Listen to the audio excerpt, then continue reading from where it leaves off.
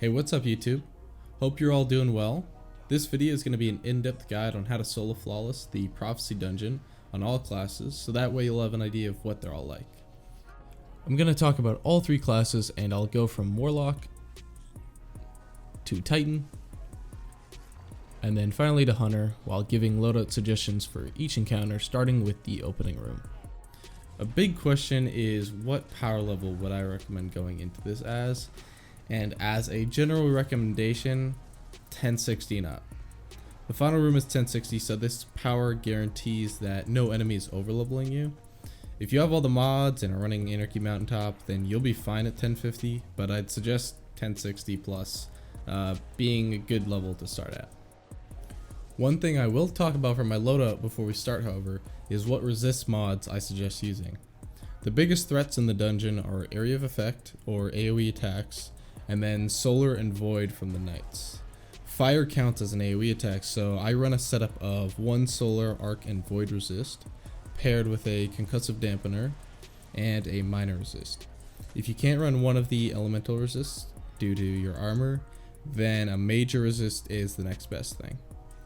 All Hive mods work against any Taken Hive variants, which includes enemies like the Thrall or Taken Knights, so you can use those if you want them for barrier armaments or invigoration. The other great way to help you tank a couple of extra shots is the Season of Dawn mod Protective Light, which provides significant damage resistance if your shields are destroyed when charged with light. I'd use the Taking Charge mod as a way to get charged to keep that active. Now, I'm sure you know the mechanics of the dungeon, so I won't go into that. The weapon loadout here should probably be whatever your main loadout is going to be.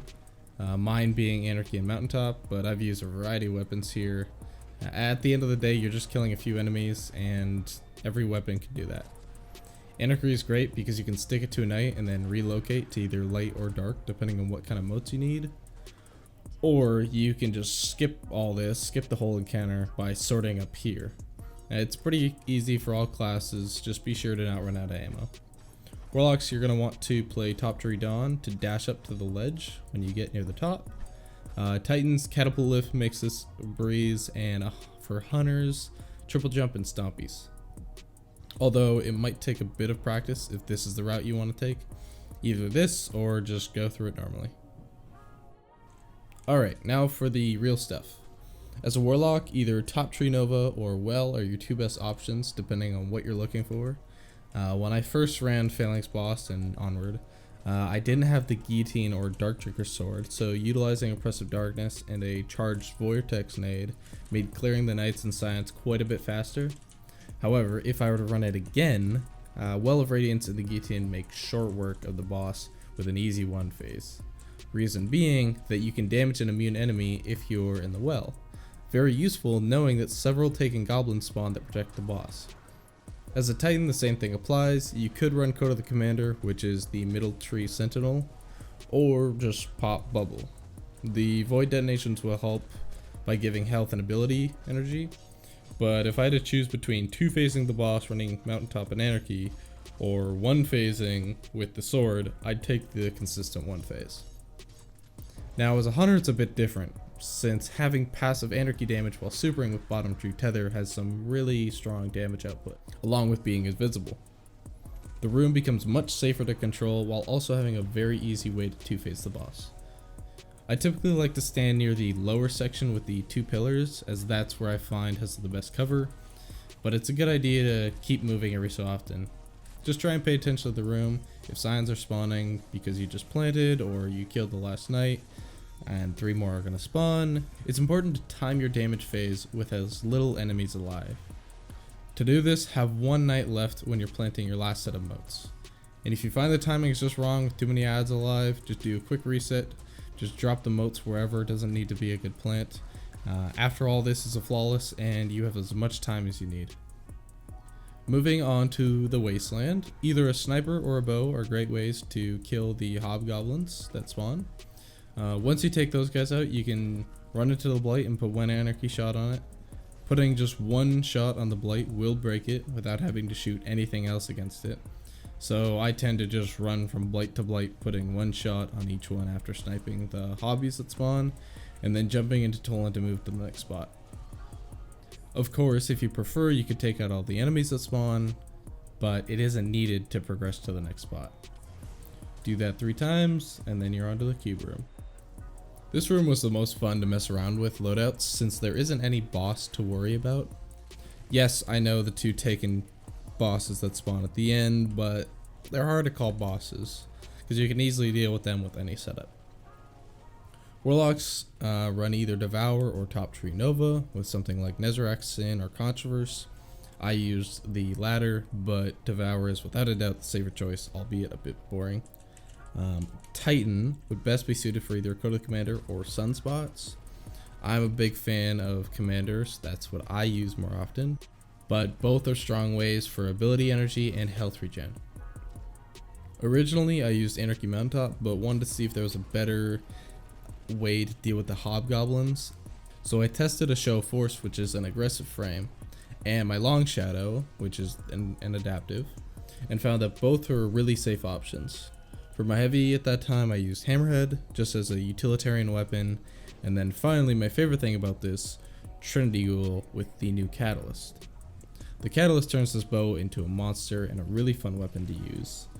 The downside of this loadout is that Knights do take a bit longer to deal with.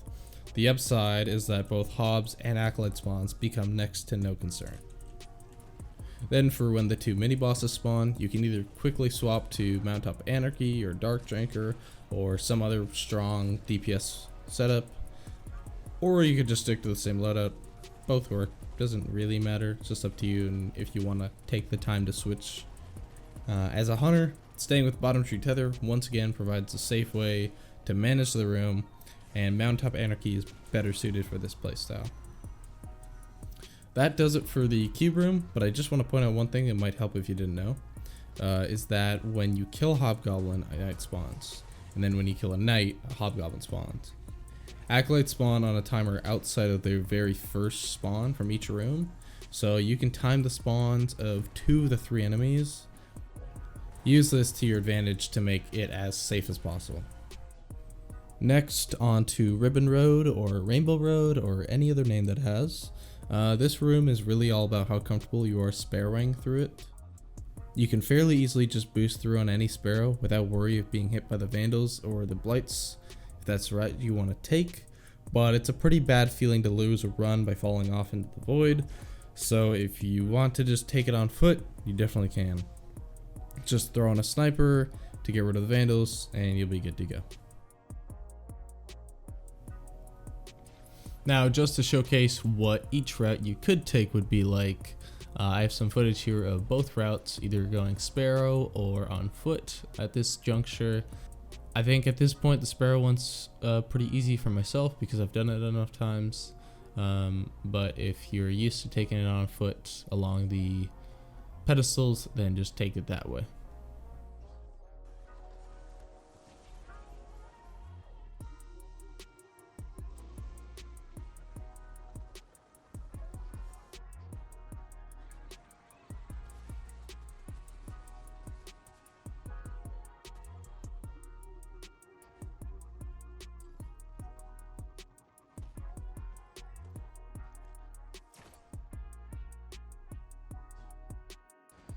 Final encounter, the Room of Chaos. The most difficult thing about this room is that there aren't any places where you are completely safe. The 2 best spots I've used have been the corners next to each Kel Echo and the pillar with a circular hole in the middle. The hole, or cubby, is my favorite place to stand on each side of the room, as you have cover from all of the echoes while also giving you line of sight to at least one of the spawns. Alright, which one am I in? Am I in triangle? Oh, I'm in a different one. Alright, right over there. You always want to, at least what I found, you always want to go to the same spot with the little cubby. Cubby is king. As a warlock, again, I'd recommend either Devour or Top Tree Nova with the same exotics as before. Although if you want to try something different, Well would be the third option. Nothing really different here, just hold up with your Rift and do your best to spawn kill the Scions before they start replicating. I had a harder time with Titan. I personally couldn't get the most value out of Sunspots, so I went back to Code of the Commander My biggest tip for any Titan out there is to utilize the tall barricade to give you as much cover as possible, since you don't quite have nearly as safe of a class ability as the other two. Mainly speaking to Healing Rift and Dodge that gives your melee for Invis. I tried to use Bubble with Dark Drinker to see if it would be worth using just for the sheer amount of damage you can burst out on the first spawn, but it just wasn't enough to warrant using.